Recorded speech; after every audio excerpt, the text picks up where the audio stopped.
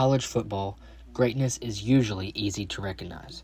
It wears a number, it hears its name chanted, it lives in record books and highlight reels. But programs are not built on highlights alone. They are built on repetition, on preparation, on the quiet work that happens long before kickoff and long after the crowd has gone home. At Virginia Tech, that work has always had a face and a name: Lester Karlin.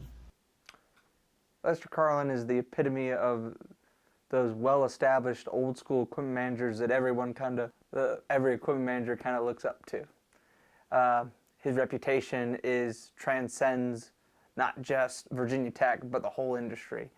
Lester didn't arrive in Blacksburg as part of some grand plan. His story didn't begin with privilege or polish. It began with effort. He adjusted, he worked, he earned his chance. Well, I was a student manager at my high school, and my grades weren't that great, and I couldn't get into Tech, so I went to junior college for a couple years and graduated with honors, and applied to Virginia Tech. And one of my old high school football coaches said, well, why don't you contact the football office there and see if they need any managers? And they said yes, so I came on up. That yes wasn't just an opportunity, it was a responsibility, and Lester treated it that way. After graduating, he spent time in the World Football League. It was professional football, it was fast, but it wasn't home. When Virginia Tech called again, Lester answered, and this time he stayed. What followed was a 36-year career that quietly shaped the identity of Virginia Tech football, long before branding became a staple in the sports industry.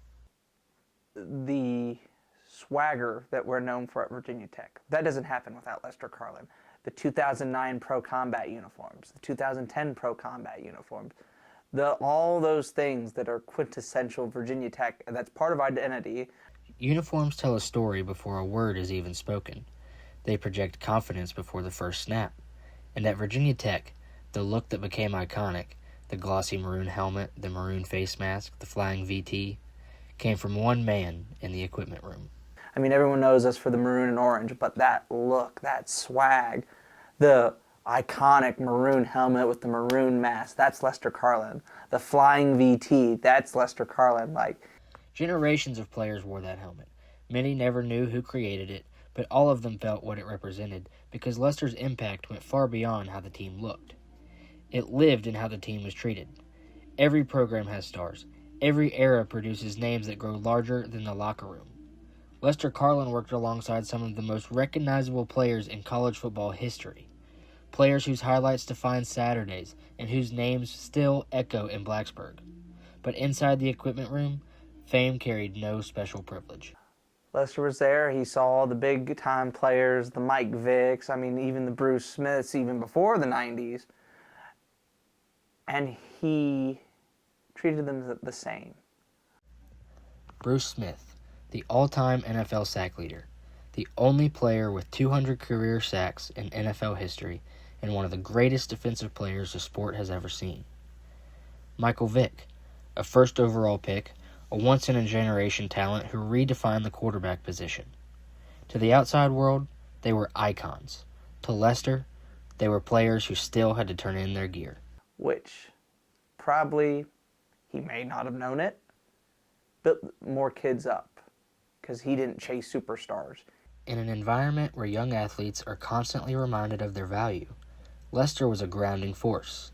He didn't orbit greatness, he didn't defer it, and in doing so, he taught something deeper than football.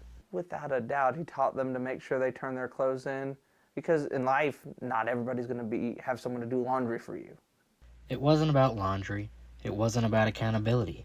It was about structure, about understanding that talent does not exempt you from responsibility. Oh yeah, I think he was definitely a mentor to these young men, and to give them a hard time when they needed to have a hard time given to them, and love on them when they needed to be loved on.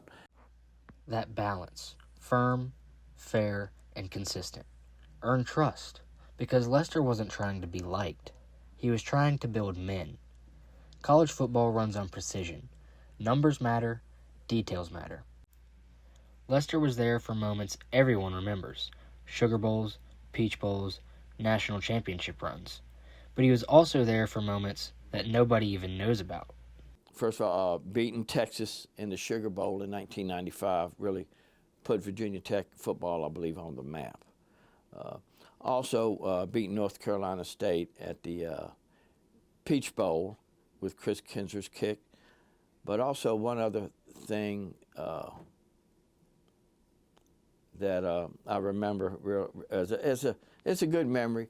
Michael Vick, we were on the practice field one day. Michael Vick threw the ball, must have been 60 yards in the air. It bounced, went another 30 feet in the air, and it hit my thigh. And it was out on the practice field, and the next day I had a big bruise on my thigh, which I've got a picture of somewhere at the house with him smiling. A bruise that lingered and a story that stayed. Lester's steady presence mirrored that of a coach who defined the program. 2 men, same values. And those values extended beyond football. What was it like working alongside such a legendary coach like Frank Beamer? Oh, it was fantastic. He, let me do my job, didn't interfere and everything. And it was just great working for. He's a great guy, and it was great working for him. He,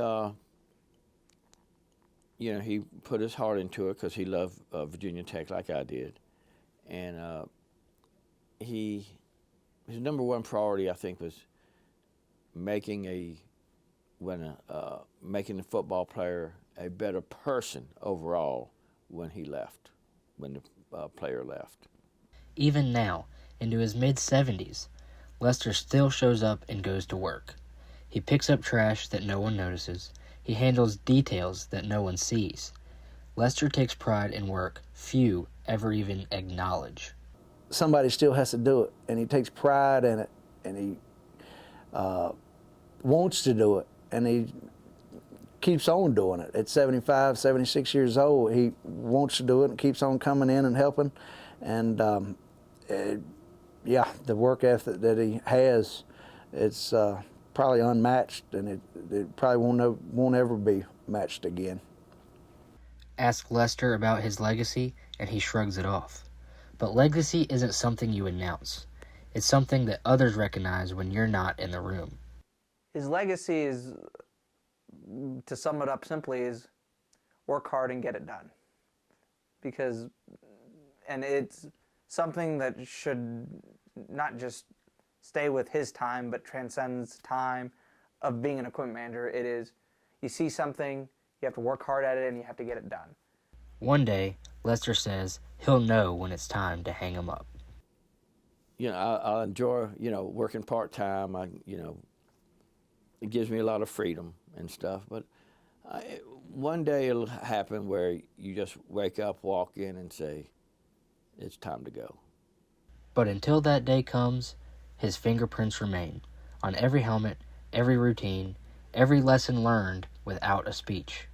Because before the lights come on, before the crowd rises, before the story is told, Lester Karlin is already there. And at Virginia Tech, he always has been.